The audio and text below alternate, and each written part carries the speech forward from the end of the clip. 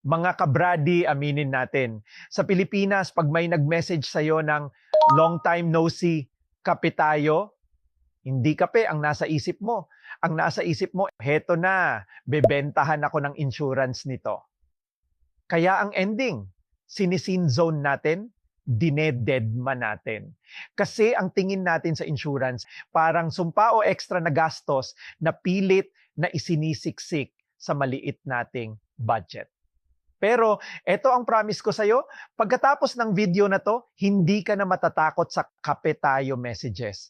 Hindi dahil bibili ka agad, kundi dahil magiging smart consumer ka na.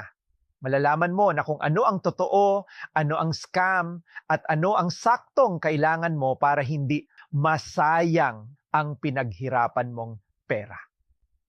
Bubuwagin natin ang 7 pinakasikat na maling paniniwala na pumipigil sa mga Pinoy na magkaroon ng financial peace of mind. Kape muna tayo mga kabradi. Walang bentahan, usapang tropa lang.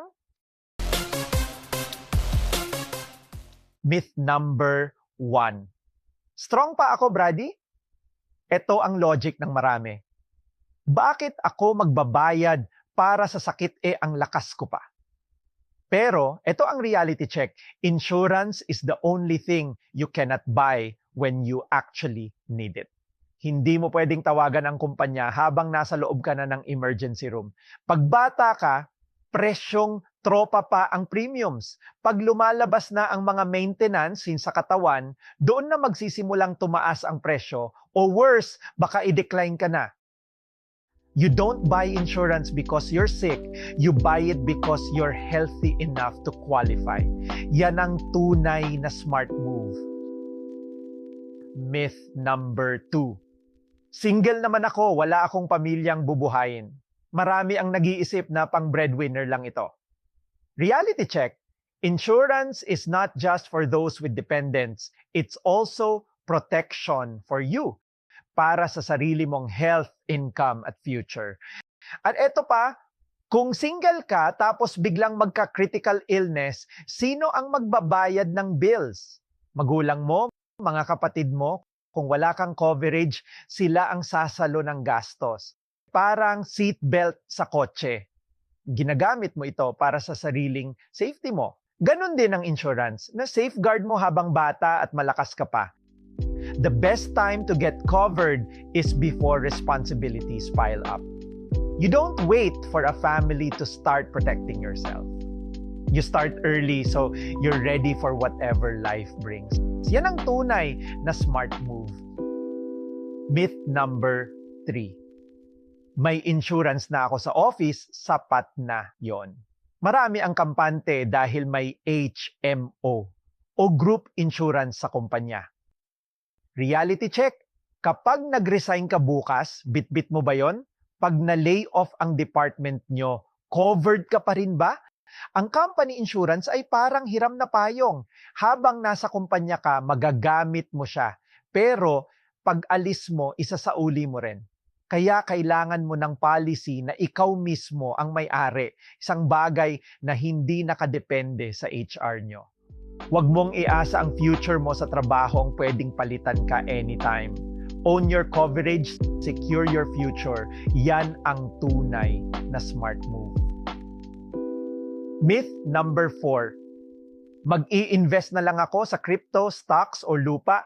Mas malaki ang balik. Kaya iniisip ng iba, sayang daw ang insurance kasi walang ROI. Reality check. Ang pagyaman parang basketball. Kailangan mo ng opensa at depensa. Investments ang opensa, insurance ang depensa. At ngayon, medical inflation sa Pilipinas umaabot na ng 10 to 12% kada taon. Ibig sabihin, yung 500K na hospitalization dati, pwedeng mas mahal na ngayon. Now, tanong, pag na-hospital ka ba, willing ka bang ibenta investments mo? Paano kung down ang market, stocks mo bagsak, crypto volatile, at ang lupa? Hindi mo mabibenta in 1 week para pambayad sa ospital, pero ang bills, due today, walang hintayan. Diyan pumapasok ang insurance. Insurance gives you instant liquidity. Pangdepensa mo pag kailangan mo ng pera ngayon na. Kaya wag puro offense, dapat may defense. Kasi sa dulo, pag wala kang protection, baka mazero ka. Yan ang tunay na smart move. Myth number 5, mahirap mag-claim, scam lang yan.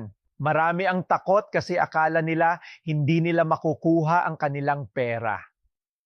Reality check, may mga claims na hindi na-approve. Oo. Pero madalas ang dahilan ay non-disclosure. Yung tipong may high blood ka na pala pero sinabi mo sa application mo na healthy ka. In insurance, honesty is the best policy. Literally.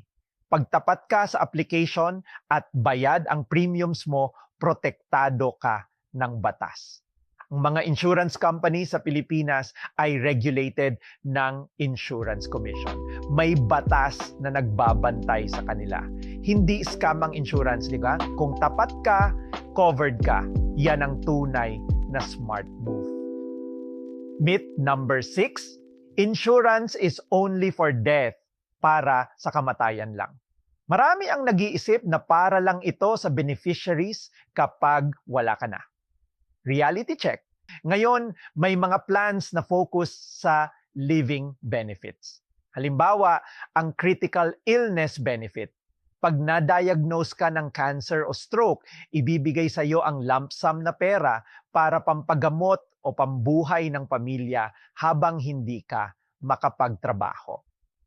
Hindi mo kailangang mamatay para mapakinabangan ang insurance.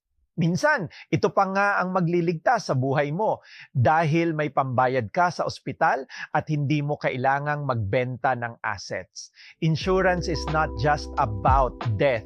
It's about life, recovery, and protection while you're still here. Yan ang tunay na smart move.